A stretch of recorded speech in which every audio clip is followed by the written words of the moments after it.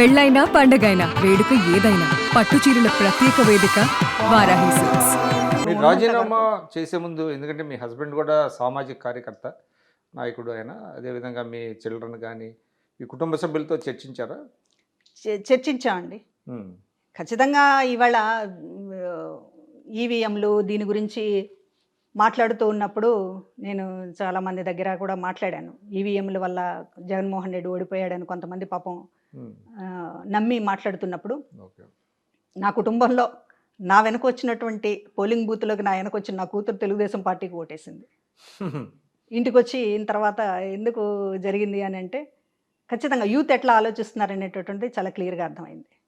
అనేక మంది రెడ్డి సామాజిక వర్గం రాయలసీమలో పార్టీ నాయకులకు సంబంధించి మాట్లాడినప్పుడు మా ఇంట్లో ఓటు వేయలేదండి, జగన్మోహన్ రెడ్డి గారికి ఓటు వేయలేదండి అని ఆ రోజే చెప్పారు. అంటే రెడ్డి సామాజిక వర్గం కూడా పూర్తిగా రాయలసీమలో ప్రధానంగా.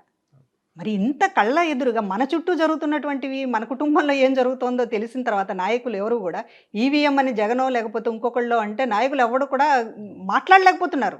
ఎందుకంటే వాస్తవం ఏంటనేది వాళ్ళకి తెలుసు. రాయలసీమలో రెడ్డి సామాజిక వర్గం కుటుంబాల్లోనే వేయలేదు, తెలుగుదేశం పార్టీకి వేశారు. అంటే వాళ్ళకి నిజంగానే అంటే రెడ్డి సామాజిక వర్గం వేయలేకపోవటం అనే దాన్ని మనం గొప్పగానే చూడాలి. ఎందుకంటే వాళ్ళు ఆ కాస్ట్ బ్యారియర్ని దాటి ఆలోచించినట్టుగా. అవునండి, సమాజం గురించి ఆలోచించారు, రాష్ట్రం గురించి ఆలోచించారు. జగన్మోహన్ రెడ్డి గారి పోకడలి రాజకీయాలకు మంచిది కాదు, చాలా ప్రమాదకరమని భావించబట్టే ఇవాళ కులాలం అనేటటువంటిది ఒక ఏరియాలోనే రోల్ ప్లే చేస్తుందండి. మనుషులుగా చూస్తారు ముందు. ఆ మనిషి మంచోడా కాదా, ఆ మనిషి వల్ల ఏమన్నా ఉపయోగమా కాదని చూస్తారు. ఇతను మొత్తం కూడా నేను రాజీనామా లెటర్లో కూడా రాసింది సమాజం పట్ల కూడా బాధ్యత లేదు అని మాట్లాడడానికి కారణం, జగన్మోహన్ రెడ్డి గారు ఎక్కడ ఎవరి గురించి కూడా ఆలోచించడం లేదు. ఏ వర్గం గురించి, నేను చేస్తున్నటువంటి పని వల్ల ఈ రాష్ట్రానికి నష్టం ఎలా జరుగుతుంది, లేకపోతే ఈ వర్గం ఎంత నష్టపోతారు అనేటటువంటిది ఆలోచించలేదు. ఎంతసేపటికి తనకు ప్రయోజనమా లేదా, తనకి ఆర్థికంగా లబ్ధా లేదా, తన దోపిడీకి ఉపయోగపడద్దా లేదా, ఈ అంచనాలు తప్ప ఎక్కడా కూడా సమాజం పట్ల అతను బాధ్యతగా వ్యవహరించలేదు.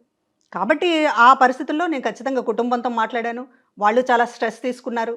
ఇంతకాలం పొలిటికల్ లైఫ్ నుంచి బయటకు వస్తున్నప్పుడు ఎలా ఉంటుందో తెలియదు, ఎవరు ఆహ్వానిస్తారో తెలియదు, ఎంత వ్యతిరేకత ఉంటుందో తెలియదు, ఎలా ట్రోల్ చేస్తారో తెలియదు. పైగా ఈ జగన్మోహన్ రెడ్డి గారి పగా ప్రతీకారాలు తెలిసినటువంటి వాళ్ళు, రకరకాల కథలు వింటున్నటువంటి వాళ్ళు కొంత ఎక్కువ ఊహించుకుని కూడా భయపడేటటువంటి పరిస్థితి ఉంటుంది. ఇన్నిటి మధ్య కుటుంబం చాలా సపోర్ట్గా నిలబడింది నాకు, నా పిల్లలు కానీ నాకు కానీ. ఇవాళ ట్రోల్స్ రకరకాలుగా మాట్లాడుతున్నటువంటి వాళ్ళ మీద కూడా నా పిల్లలే చాలా గట్టిగా వాయిస్తున్నారు. వాళ్ళకి ఫోన్లు చేసి, మీకు ఏం తెలిసిన మాట్లాడుతున్నారు, ఏం జగన్మోహన్ రెడ్డి గారు మమ్మల్ని ఏం ఆదుకున్నారని మీరు మాట్లాడుతున్నారు, లక్ష్మీపార్వతి లాంటి వాళ్ళు ఇష్టం వచ్చినట్టు మాట్లాడుతుంటే నా కూతుళ్ళే ఫోన్ చేసి వార్నింగ్ ఇచ్చారు. లక్ష్మీపార్వతి గారు మీ మీద మాట్లాడారు, ఇంటర్వ్యూ ఇస్తూ చాలా అవాకులు చవాకులు మాట్లాడుతూ ఉంటే, ఖచ్చితంగా నా కుటుంబం అయితే ఊరుకునేటటువంటి పరిస్థితిలో లేదు. నేను అంతకంటే ఊరుకోను. నేను డైరెక్ట్ అటాక్ ఎవరు ఏ చెత్త మాట్లాడినా కూడా జగన్మోహన్ రెడ్డి గారు మాట్లాడిస్తున్నాడనే నేను భావిస్తాను. ఓకే అండి, మీకు రాజకీయ భవిష్యత్తు ఉండాలని మేము కూడా కోరుకుంటాం. ఎందుకంటే మీరు రాజకీయాల్లో ఉండటం వల్ల కొంత మీరు ఇందాక అన్నట్టుగా సమాజానికి మేలు జరగటం అనేటువంటిది చాలా ఇంపార్టెంట్. అది రాజకీయ పార్టీకి మేలు జరుగుతుందా లేదా అనేది పక్కన పెడితే, బట్ ఒక వాయిస్ ఏదైతే ప్రజల తరఫున ఉందో ఆ వాయిస్ అనేది సప్రెస్ కాకూడదు, ఆ వాయిస్ వెళ్ళాలి. ఖచ్చితంగా మీరు మీ రాజకీయ భవిష్యత్తు ఆ విధంగా వెళ్ళాలని కోరుకుంటున్నాము. నమస్కారం. థ్యాంక్ యూ అండి, థ్యాంక్ యూ.